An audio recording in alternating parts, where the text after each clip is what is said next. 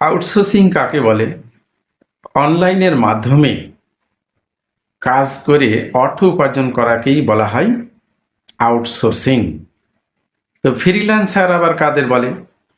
Outsourcing হচ্ছে নির্দিষ্ট একটা কোম্পানিতে চুক্তিবদ্ধ হয়ে কাজ করা, এটা হচ্ছে আউটসোর্সিং।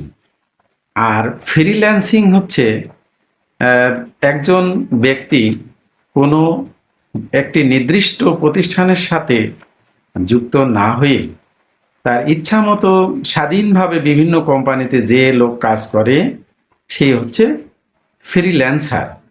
আর যে এই ইন্টারনেটে স্বাধীনভাবে যে কাজটা করা হয় করে অর্থ উপার্জন করা হয় তাহাকে ফ্রিল্যান্সিং বলে। তাহলে আউটসোর্সিং এবং ফ্রিল্যান্সিং এর মধ্যে একটা পার্থক্য আছে। সেটা হচ্ছে যে আউটসোর্সিং হচ্ছে যে একটা নির্দিষ্ট কোম্পানির সাথে চুক্তিবদ্ধ হয়ে অনলাইনের মাধ্যমে কাজ করাকে আউটসোর্সিং বলে।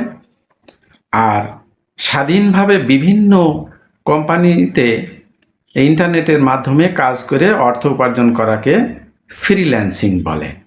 এই হলো আমাদের ফ্রিল্যান্সিং এবং আউটসোর্সিং এর মধ্যে পার্থক্য। তো এখানে আউটসোর্সিং বা ফ্রিল্যান্সিং করার জন্য আউটসোর্সিং কাকে বলে? অনলাইনের মাধ্যমে কাজ করে অর্থ উপার্জন করাকেই বলা হয় আউটসোর্সিং।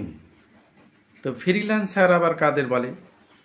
আউটসোর্সিং হচ্ছে নির্দিষ্ট একটা কোম্পানিতে চুক্তিবদ্ধ হয়ে কাজ করা, এটা হচ্ছে আউটসোর্সিং।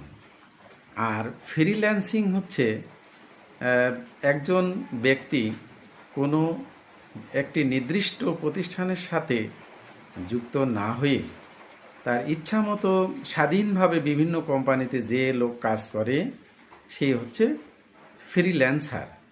আর যে এই ইন্টারনেটে স্বাধীনভাবে যে কাজটা করা হয় করে অর্থ উপার্জন করা হয় তাহাকে ফ্রিল্যান্সিং বলে। তাহলে আউটসোর্সিং এবং ফ্রিল্যান্সিং এর মধ্যে একটা পার্থক্য আছে। সেটা হচ্ছে যে আউটসোর্সিং হচ্ছে যে একটা নির্দিষ্ট কোম্পানির সাথে চুক্তিবদ্ধ হয়ে অনলাইনের মাধ্যমে কাজ করাকে আউটসোর্সিং বলে। আর স্বাধীনভাবে বিভিন্ন কোম্পানিতে ইন্টারনেটের মাধ্যমে কাজ করে অর্থ উপার্জন করাকে ফ্রিল্যান্সিং বলে। এই হলো আমাদের ফ্রিল্যান্সিং এবং আউটসোর্সিং এর মধ্যে পার্থক্য। তো এখানে আউটসোর্সিং বা ফ্রিল্যান্সিং করার জন্য